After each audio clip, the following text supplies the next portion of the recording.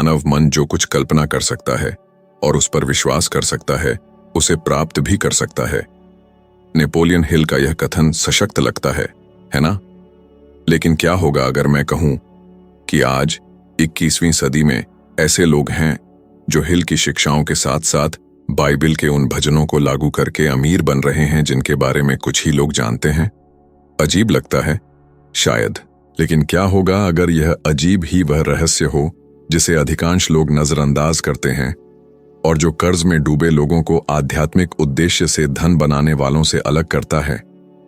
तैयार हो जाइए, क्योंकि जो आप अब सुनने वाले हैं वह पैसे, विश्वास और यहां तक कि अपने आप के साथ आपके रिश्ते को बदल सकता है। क्या आपने कभी गौर किया है कि ज्यादातर लोग लगभग अनजाने में हर दिन एक ही वाक्य दोहराते रहते हैं? मैं नहीं कर सकता, पैसा मेरे लिए नहीं है, मेरी जिंदगी में कुछ भी सही नहीं होता। और सबसे दिलचस्प बात यह है कि ये वाक्य प्रार्थनाओं की तरह होते हैं। हाँ, ये शांत प्रार्थनाएं हैं जो रोजाना ब्रह्मांड में इतनी भावनात्मक शक्ति के साथ भेजी जाती हैं कि वे व्यक्ति की अपनी ही वास्तविकता का निर्माण कर देती हैं। नेपोलियन हिल कहते थे कि हर प्रार्थना, चाहे सचेत हो या अचेत, मानसिक आदेश का एक रूप है और परिणाम निश्चित है। जो कुछ आप विश्वास के साथ दोहराते हैं, चाहे वह अच्छा हो या बुरा, सच हो जाता है। भजन संहिता 23, जो सबसे प्रसिद्ध में से एक है, कहती है, यहोवा मेरा चरवाहा है, मुझे किसी बात की कमी न होगी। लेकिन क्या लोग सचमुच इस पर विश्वास करते हैं? हिल अक्सर कहते थे कि कमी पैसे की नहीं, न ही अवसरों की है, बल्कि सच्चे विश्वास की है कि किसी चीज की कमी नहीं होगी। उन्होंने खुद इसका सबसे बड़ा प्रमाण जिया। जब वे युवा थे तो हिल के पास बिल्कुल भी पैसा नहीं था, कोई नौकरी नहीं थी और कोई दिशा नहीं थी। वे निराशा और अभाव के दुष्चक्र में फंसे हुए थे। उन्होंने सब कुछ खो दिया था सिवाय अपने दिमाग के। और ठीक इसी क्षण उन्होंने खुद पर एक प्रयोग करने का फैसला किया। कई हफ्तों तक वे सूरज उगने से पहले उठते थे, आईने में देखते थे और प्रचुरता की पुष्टि दोहराते थे, भले ही वे उन पर वास्तव में विश्वास न करते हों। वे तब तक दोहराते रहते थे जब तक कि उनका पूरा शरीर उन शब्दों के साथ कंपन न करने लगे। वे खुद से कहते थे कि वे अमीर बनेंगे, लाखों लोगों की मदद करेंगे और ईश्वर उन्हें सही अवसरों तक मार्गदर्शन करेगा। निराशा के उस स्पष्ट दौर में ही एक मुलाकात ने सब कुछ बदल दिया। हिल को उस समय संयुक्त राज्य अमेरिका के सबसे अमीर व्यक्ति एंड्रयू कार्नेगी का साक्षात्कार करने का निमंत्रण मिला। यह साक्षात्कार एक साझेदारी में बदल गया और यही वह निर्णायक मोड़ था जिसने उन्हें अब तक के सबसे महान समृद्ध विचारकों में से एक बना दिया। कार्नेगी ने हिल को बताया कि अमीर और गरीब के बीच का अंतर काम में नहीं बल्कि सोचने के तरीके में है। अमीर मानते हैं कि वे समृद्ध होने के लायक हैं, जबकि गरीब इस पर संदेह करते हैं। यह विचार सीधे भजन संहिता 23 की शक्ति से जुड़ा है।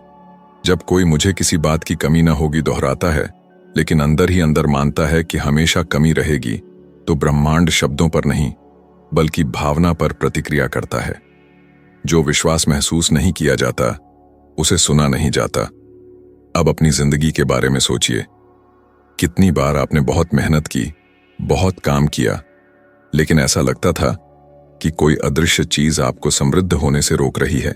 कितनी बार आपने किसी कम मेहनती व्यक्ति को आपसे बेहतर परिणाम प्राप्त करते देखा और खुद से पूछा कि ऐसा क्यों है?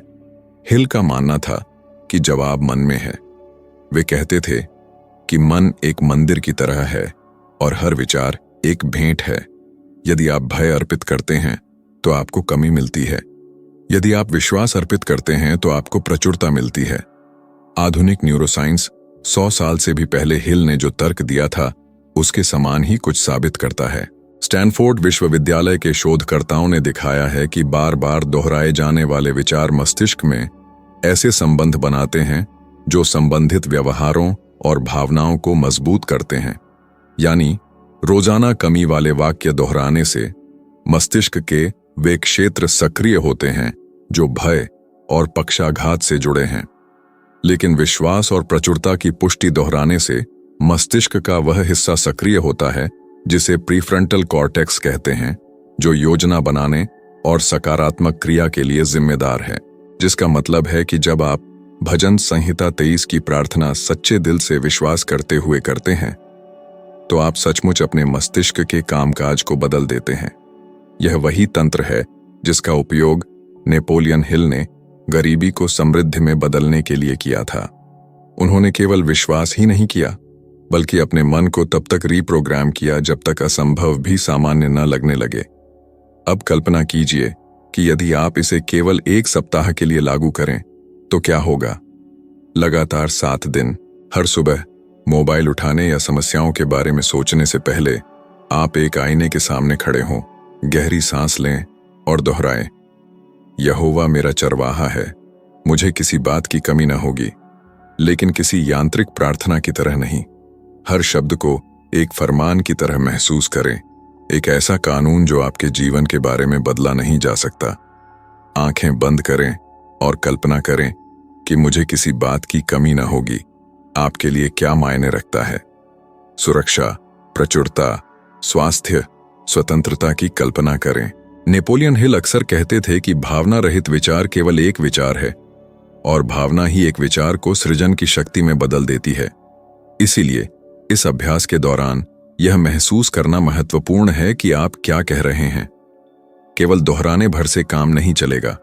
आप शब्दों में जो ऊर्जा डालते हैं वही उन्हें वास्तविक बनाती है। और अगर इस अभ्यास के बीच में संदेह, भय या उपहास के विचार आते हैं तो खुद को दोष न दें। हिल कहते थे कि भय केवल विश्वास को फिर से मजबूत करने का एक निमंत्रण है। जब ऐसे विचार आएं तो पद को एक बार फिर और अधिक शक्ति के साथ दोहराएं, जब तक कि संदेह अपनी शक्ति खो न दे। यही चुनौती है। 7 दिनों के लिए भजन संहिता 23 को समृद्धि के एक सचेत मंत्र में बदल दें। इसे एक स्पंदन बनाएं, न कि एक साधारण प्रार्थना। देखें कि आप कैसा महसूस करते हैं, आपके व्यवहार कैसे बदलते हैं और आपके आसपास के लोग कैसे अलग तरह से प्रतिक्रिया करना शुरू करते हैं। हिल का दावा था कि जब मन बदलता है तो वास्तविकता उसका पालन करती है। और शायद इन 7 दिनों के अंत में आपको कुछ ऐसा महसूस होगा जो नेपोलियन हिल ने युवावस्था में ही खोज लिया था। धन को आकर्षित करने की सच्ची शक्ति जेब में नहीं, बल्कि उसमें है जिसे आप अपने मन के भीतर पोषित करते हैं। क्योंकि जब मन विश्वास से निर्देशित होता है तो पूरा जीवन समृद्धि के लिए एक उपजाऊ भूमि बन जाता है। बाइबल का एक कम पढ़ा जाने वाला अंश है जो समृद्धि के सबसे गहरे रहस्यों में से एक को संजोए हुए है। भजन संहिता 112 यह कहता है कि धन्य है वह मनुष्य जो यहोवा का भय मानता है और उसके आदेशों में आनंद लेता है, और उसके घर में धन और समृद्धि होगी। अधिकांश लोग इसे प्रतीकात्मक रूप से पढ़ते हैं, मानो यह केवल एक आध्यात्मिक विचार हो। लेकिन नेपोलियन हिल का मानना था कि प्रत्येक पवित्र शब्द एक मानसिक कोड, एक विचार आवृत्ति को वहन करता है, जो विश्वास के साथ जुड़ने पर अदृश्य शक्तियों को सक्रिय करता है, जो किसी व्यक्ति के वित्तीय और भावनात्मक जीवन को पूरी तरह से बदलने में सक्षम है। हिल कहते थे कि गरीबी ईश्वर का दंड नहीं है, बल्कि गलत दिशा में सोचे गए विचारों का परिणाम है। कितनी बार आपने एक अवसर को सिर्फ इसलिए छोड़ दिया क्योंकि आपने सोचा कि आप सक्षम नहीं थे, आप इसके लायक नहीं थे, या यह सही समय नहीं था। कितनी बार आपने कोशिश करने से पहले ही खुद को नुकसान पहुंचाया है। ये ही समृद्धि के असली चोर हैं। ये आंतरिक आवाजें हैं जो उसके विपरीत फुसफुसाती हैं, जो ईश्वर और आपका अपना मन आपको दिखाने की कोशिश करते हैं कि आप कर सकते हैं। अपने दशकों के शोध के दौरान नेपोलियन हिल ने 500 से अधिक सफल लोगों का साक्षात्कार लिया, जिनमें उद्यमी, नेता और आविष्कारक शामिल थे। उन्होंने जो देखा वह कुछ चिंताजनक था। अधिकांश सामान्य लोग अदृश्य भयों से ग्रस्त रहते थे। गरीबी का डर, आलोचना का डर, असफलता का डर, प्यार न किए जाने का डर, बुढ़ापे का डर, मृत्यु का डर। और उनके अनुसार भय वह ऊर्जा है जो रचनात्मक मन को सबसे ज्यादा लकवाग्रस्त कर देती है। जब भय प्रवेश करता है तो विश्वास निकल जाता है। जब विश्वास कमजोर होता है तो अवसर के द्वार बंद हो जाते हैं। ईश्वर की इच्छा से नहीं, बल्कि उस ऊर्जा से जो व्यक्ति स्वयं भेजता है। हिल इसे अदृश्य धन कहते थे। ये वे अवसर, विचार और मार्ग हैं जो हर समय हमारे चारों ओर मौजूद रहते हैं, लेकिन वे तभी दिखाई देते हैं जब मन प्रचुरता के साथ तालमेल बिठाता है। वे अक्सर कहते थे कि धन हमेशा मौजूद रहता है, बस भय द्वारा बनाए गए एक मानसिक कोहरे से छिपा होता है। भजन संहिता 112 ठीक इसी के बारे में बात करती है। वह व्यक्ति जो यहोवा का भय मानता है, न कि असफलता का, वह समृद्धि से घिरा रहता है, क्योंकि सही भय, पवित्र भय ही एकमात्र ऐसा है जो कार्य करने के साहस के लिए जगह बनाता है। एक दिलचस्प उदाहरण डब्ल्यू. क्लेमेंट स्टोन का है, जो हिल के सीधे शिष्यों में से एक थे। स्टोन ने अपनी जेब में केवल $100 के साथ बीमा बेचना शुरू किया था। वे हर दिन नेपोलियन हिल के पाठों को पढ़ते और लागू करते थे, और उनका दावा था कि उनकी सफलता सकारात्मक सोच और सक्रिय विश्वास के निरंतर अभ्यास से आई है। धीरे धीरे उन्होंने $100 को $400 मिलियन से अधिक की संपत्ति में बदल दिया, और वे कहते थे कि वे रोजाना उन छंदों को दोहराते थे जो उन्हें दिव्य विश्वास से जोड़ते थे, यह मानते हुए कि असली डर सोचने की क्षमता को बर्बाद करने का होना चाहिए। आधुनिक शोध मन और समृद्धि के बीच इस संबंध को पुष्ट करते हैं। हार्वर्ड बिजनेस रिव्यू में प्रकाशित एक अध्ययन से पता चला है कि 92% लोगों को बहुत पैसा कमाने का अचेत डर होता है। जी हां, कमाने का डर। वे धन को अपराध बोध, अकेलेपन या इस विचार से जोड़ते हैं कि अमीर लोग भ्रष्ट या स्वार्थी होते हैं। इस तरह की धारणा भले ही चुप्पी में हो, एक अदृश्य बाधा पैदा करती है जो प्रगति को रोकती है। मन उसे अस्वीकार करता है जिससे वह डरता है, और जीवन उस पर प्रतिक्रिया करता है जिसे मन स्वीकार करता है। जरा सोचिए, अगर कुछ दिनों के लिए आप अभाव के हर विचार को शक्ति के विचार से बदल दें तो क्या होगा? जब भी मैं नहीं कर सकता का संदेह उठे तो आप जवाब दें, मैं कृतज्ञता के साथ प्रचुरता स्वीकार करता हूं। हिल कहते थे कि आभार व्यक्त करना ब्रह्मांड के साथ संवाद करने का सबसे शक्तिशाली तरीका है। जब कोई व्यक्ति कुछ प्राप्त करने से पहले ही कृतज्ञता महसूस करता है तो वह व्यक्ति विश्वास का संदेश भेजता है, न कि किसी कमी का, और ब्रह्मांड विश्वास पर प्रतिक्रिया करता है, कभी अभाव पर नहीं। यह प्रयोग करके देखें। लगातार 3 दिनों तक जैसे ही आप जागें, जोर से कहें, मैं कृतज्ञता के साथ प्रचुरता स्वीकार करता हूं। सिर्फ कहना ही काफी नहीं है, आपको इसे महसूस करने की जरूरत है। सोचिए कि आपका मन एक उपजाऊ जमीन की तरह है और हर वाक्य एक बोया गया बीज है। दिन भर में जब भी कोई सीमा का विचार आए, उसे तुरंत उसी वाक्य से बदल दें। डर से लड़े नहीं, इसके बजाय उसे सिखाएं। अपने मन को दिखाएं कि वह अलग तरीके से सोच सकता है। नेपोलियन हिल कहते थे कि जब लोग इस आसान अभ्यास का उपयोग करना शुरू करते थे तो कुछ दिलचस्प होता था। वे उन चीजों के बारे में बताते थे जो असंभव लगती थीं। नए विचार, अनपेक्षित मुलाकातें, साझेदारी के निमंत्रण, और यहां तक कि पुरानी समस्याओं को हल करने के रचनात्मक तरीके भी। वह इसे ऐसी दौलत जिसे कोई नहीं देखता पर वह प्रकट होती है कहते थे। यह जादू टोना नहीं है, यह सोचने का एक तरीका है। जब मन सुधरता है तो दुनिया प्रतिक्रिया करती है, और शायद यही वह बड़ा सबक है जो भजन संहिता 112 और हिल की शिक्षाओं के बीच छिपा है। डर हमें देखने से रोकता है, लेकिन सच्चा विश्वास हमारी आंखें खोलता है। जो दौलत हम नहीं देखते वे दूर की कोई उम्मीदें नहीं हैं, वे सोचने के तरीके हैं जो इस्तेमाल होने का इंतजार कर रहे हैं। जब विश्वास एक आदत बन जाता है और सोच एक दोस्त बन जाती है, तो जो अदृश्य था वह आपके पक्ष में काम करने लगता है, और जो पहले असंभव लगता था वह अंततः आपके सामने आने लगता है। 1929 के साल में दुनिया एक बड़ी समस्या से गुजर रही थी। बैंक दिवालिया हो रहे थे, परिवार निराशा में डूब रहे थे, और कुछ ही दिनों में बहुत सारा पैसा खो गया था। महामंदी, जैसा कि इसे कहा गया, केवल पैसों का संकट नहीं था बल्कि विश्वास का संकट था। लाखों लोग हर दिन इस अनिश्चितता के साथ जागते थे कि उन्हें नौकरी, घर या खाने को कुछ मिलेगा या नहीं। इस मुश्किल समय में नेपोलियन हिल, जो पहले से ही सफलता के बारे में लिखने और बोलने के लिए जाने जाते थे, उन्होंने देखा कि उनका बनाया हुआ सब कुछ ढहने लगा है। उन्होंने सौदे, अवसर खो दिए और लगभग विश्वास करने की इच्छा भी खो दी थी। लेकिन उन्होंने उस समय जो किया वही उनके जीवन को बदल दिया और सालों बाद कई अन्य लोगों की मदद की। इस सारी उथल पुथल के बीच हिल अपने कार्यालय में 3 बार दिनों के लिए बंद रहे। वह न तो खबरें जानना चाहते थे और न ही किसी से सलाह मांगना चाहते थे। उन्होंने यह समय केवल कीणे क्वंडा भजन को दोहराते हुए बिताया।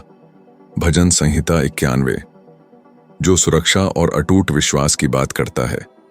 जब बाहर सब कुछ ढहता हुआ लग रहा था, वह एक ही विचार पर केंद्रित थे। जो परम प्रधान के गुप्त स्थान में रहता है, वह सर्वशक्तिमान की छाया में विश्राम पाएगा। हिल सोचते थे कि यह अंश केवल ईश्वर का वादा नहीं था, बल्कि मन के लिए एक सबक था। उनके लिए परम प्रधान के गुप्त स्थान में रहना का मतलब था मन को बुरे विचारों से बचाना और विश्वास बनाए रखना, भले ही सब कुछ बेकाबू लग रहा हो। इसी अकेलेपन के दौरान उन्हें अपनी सबसे बड़ी खोजों में से एक हुई। उन्होंने अपनी डायरी में लिखा, हर बुरी चीज जो होती है वह अपने साथ कुछ अच्छा और वैसा ही मौका लेकर आती है। यह वाक्य दर्द से आया था, लेकिन जीवन का एक नियम बन गया। हिल का मानना था कि कोई भी कठिनाई बिना कारण नहीं आती और हर नुकसान एक अवसर छिपा होता है। जो आगे बढ़ता है और जो हार मान लेता है, उनके बीच का अंतर यह है कि व्यक्ति दुख को कैसे देखता है। जब वह एकांतवास से बाहर आए, दुनिया अभी भी समस्याओं में थी, लेकिन उनका मन नहीं था। और यह आंतरिक परिवर्तन ही उन्हें उस किताब को लिखने के लिए प्रेरित किया, जिसने उन्हें हमेशा के लिए प्रसिद्ध कर दिया, सोचो और अमीर बनो। यह किताब एक मुश्किल समय से निकली थी और शायद इसीलिए यह अभी भी उन कई लोगों की मदद करती है जो अपनी कठिनाइयों से गुजर रहे हैं। हिल कहते थे कि विश्वास रखना तब नहीं है जब सब कुछ ठीक चल रहा हो, बल्कि तब भी विश्वास बनाए रखना है जब सब कुछ बेकाबू लगे। अगर आप रुककर सोचें तो कितनी बार ऐसा हुआ है कि जो अंत लग रहा था वह किसी बेहतर चीज की शुरुआत बन गया। कितनी बार नौकरी खोने से एक नई दिशा के द्वार खुले। कितनी बार किसी निराशा ने यह दिखाया कि वास्तव में आपके करीब कौन होना चाहिए। हिल कहते थे कि जीवन हमें नुकसान के माध्यम से बात करता है।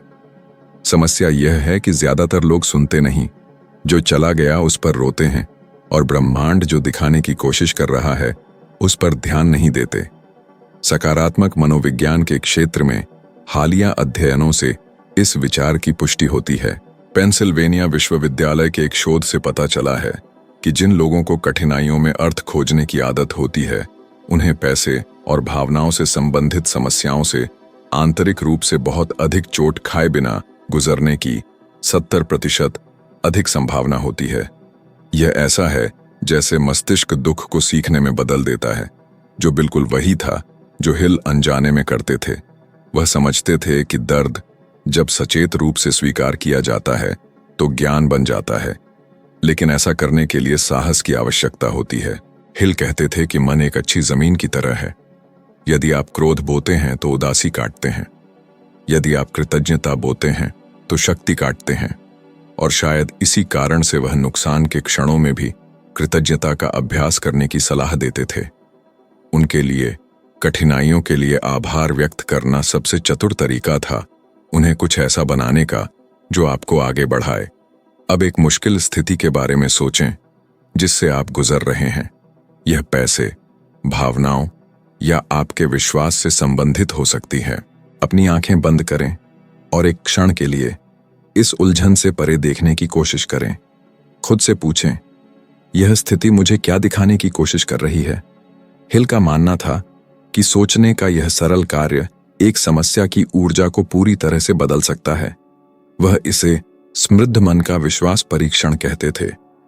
यह दर्द को नजरअंदाज करने के बारे में नहीं है, बल्कि इसे एक नया अर्थ देने के बारे में है। अपनी एक बातचीत में हिल ने बताया कि उनके जीवन का सबसे कठिन समय वही था जिसने उन्हें सबसे ज्यादा आजाद महसूस कराया। उन्होंने कहा कि जब सब कुछ ढह गया तो उन्होंने समझा कि डर उन्हें और नियंत्रित नहीं कर सकता था, क्योंकि उनके पास खोने के लिए कुछ भी नहीं बचा था। और यही आंतरिक स्वतंत्रता थी जिसने उन्हें उनके सर्वश्रेष्ठ क्षण तक पहुंचाया। उन्होंने घोषणा की, विश्वास ही डर के खिलाफ एकमात्र दवा है। यह सोचने के बारे में नहीं है कि सब कुछ ठीक हो जाएगा, बल्कि यह निश्चित होने के बारे में है कि चाहे कुछ भी हो, आप आगे बढ़ते रहेंगे। इसी कारण से यहां इस सीख का प्रस्ताव है। एक मुश्किल स्थिति चुनें जिससे आप अभी गुजर रहे हैं और 6-7 दिनों के लिए उसे देखने का तरीका बदल दें। यह मेरे साथ क्यों हो रहा है पूछने के बजाय खुद से पूछें, यह मेरे साथ किस लिए हो रहा है। हर दिन खुद से कहें, यह मुझे किसी और भी बेहतर चीज के लिए तैयार कर रहा है। इसे तब तक दोहराएं जब तक यह विचार आपका हिस्सा न बन जाए, जब तक आपका शरीर इस सच्चाई को महसूस न करने लगे। नेपोलियन हिल ने इतिहास के सबसे बड़े संकटों में से एक को बिना विश्वास खोए पार किया, और इस विश्वास के साथ उन्होंने एक ऐसी विरासत छोड़ी जो कई पीढ़ियों तक चली। उन्होंने दिखाया कि धनवान होने का मतलब समस्याओं का न होना नहीं है, बल्कि समस्याओं को ऊपर चढ़ने की सीढ़ियों में बदलने की क्षमता है। और जब आप अपनी कठिनाइयों को इस तरह से देखना शुरू करते हैं, तो जो पहले निराशा का कारण बनता था, वह एक नई शक्ति की शुरुआत में बदलने लगता है। क्योंकि जैसा कि हिल कहते थे, हर संकट के भीतर कुछ अविश्वसनीय बनाने की शक्ति होती है, बस उसे देखने में सक्षम होना चाहिए। एक भजन है जो स्थिर और केंद्रित रहने की शक्ति के बारे में स्पष्ट रूप से बात करता है, और कुछ ही लोग यह समझते हैं कि उसके शब्द कितने गहरे हैं। भजन संहिता 51 उस व्यक्ति का वर्णन करता है जो दिन रात यहोवा की व्यवस्था पर मनन करता है और कहता है कि वह जो कुछ भी करता है उसमें सफल होता है। यह वाक्य मन के सबसे बड़े रहस्यों में से एक को समेटे हुए है। हर चीज में सफल होना संयोग या किस्मत से नहीं है, बल्कि सोचने के एक स्थिर तरीके से है। नेपोलियन हिल इसे पूर्ण एकाग्रता कहते थे। वह क्षण जब जो सोचा जाता है और जो किया जाता है वह एक हो जाता है, बिना भटके, बिना झिझके, बिना अनिश्चितताओं के। हिल का मानना था कि सच्ची प्रार्थना केवल शब्दों की नहीं है, बल्कि हमारे कार्यों की है। वह कहते थे कि प्रार्थना करना भी कार्य करना है, और विश्वास के साथ किया गया हर कार्य प्रार्थना का एक रूप है।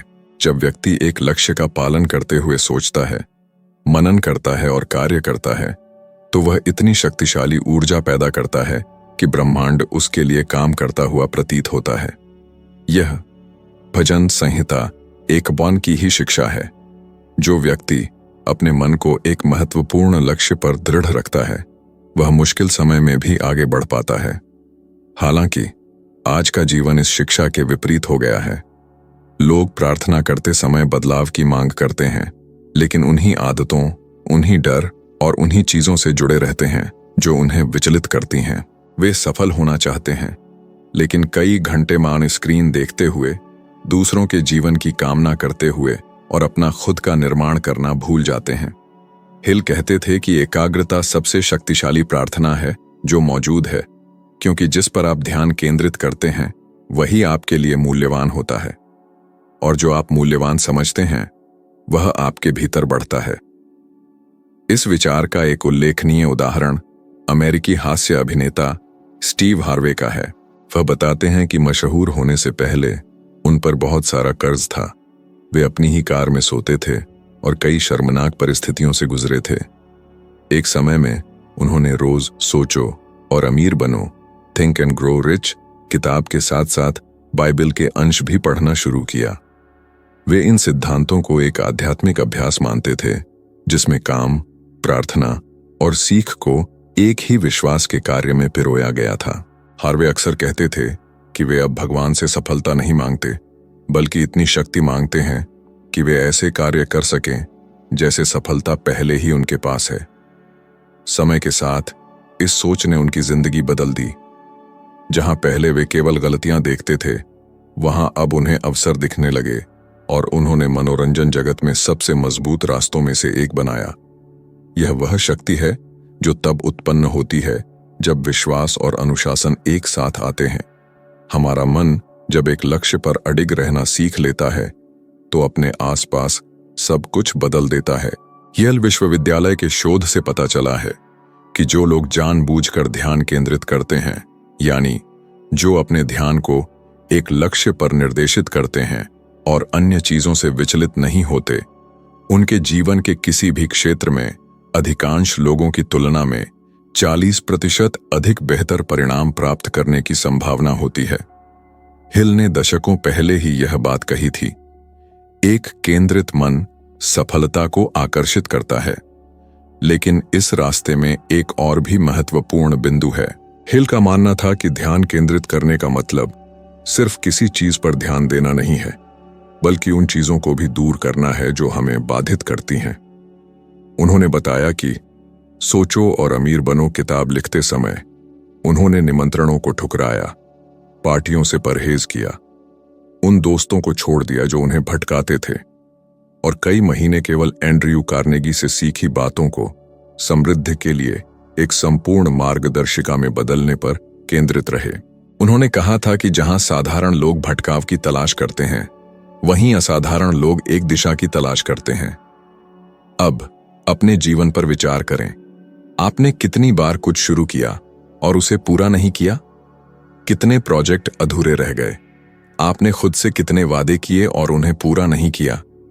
हिल ने समझाया कि जब भी कोई व्यक्ति किसी लक्ष्य से पीछे हटता है, तो वह अपने अवचेतन मन को यह संदेश भेजता है कि वह भरोसे के लायक नहीं है, और जब मन खुद पर भरोसा करना छोड़ देता है, तो वह अपने ही आदेशों का पालन करना बंद कर देता है।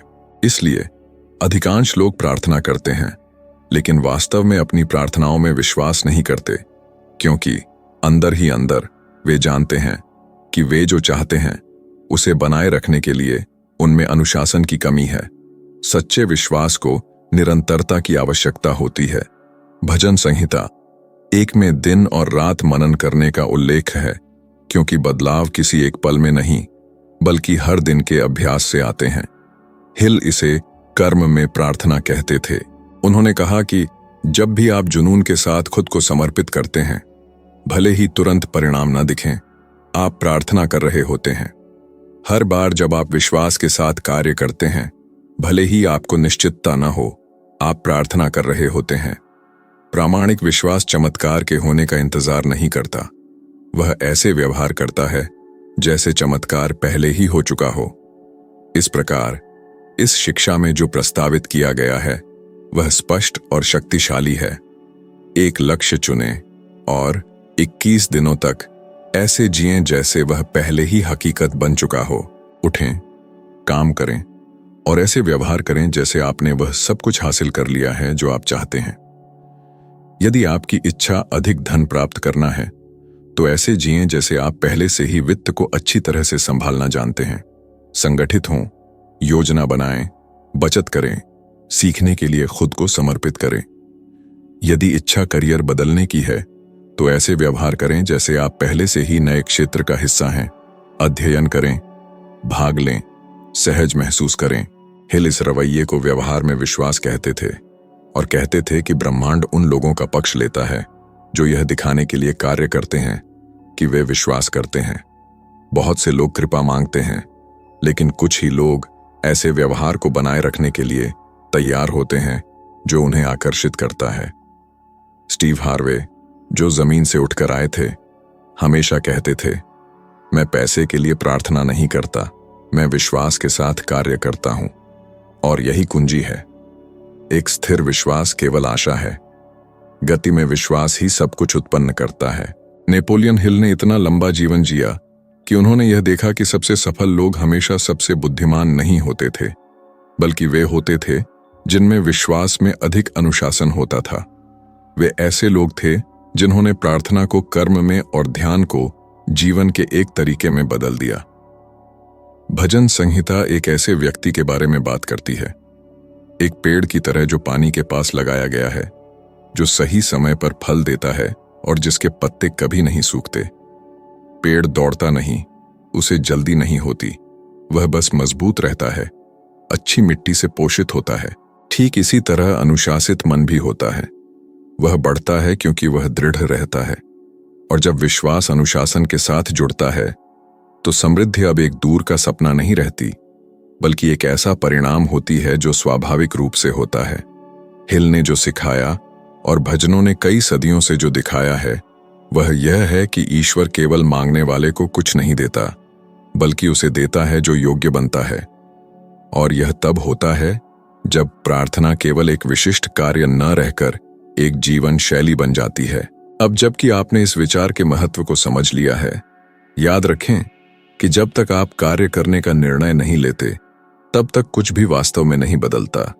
यहीं पर कई लोग हार मान लेते हैं, लेकिन जो आगे बढ़ते हैं वे उन छोटे समूह का हिस्सा होते हैं जो वास्तव में अपना जीवन बदलते हैं। और यही कारण है कि जो आप अब स्क्रीन पर देख रहे हैं वह बनाया गया है आपको विकास और नई खोजों के इस मार्ग पर और गहराई तक मार्गदर्शन करने के लिए। अगले वीडियो पर क्लिक करें और इस यात्रा में मेरे साथ बने रहें।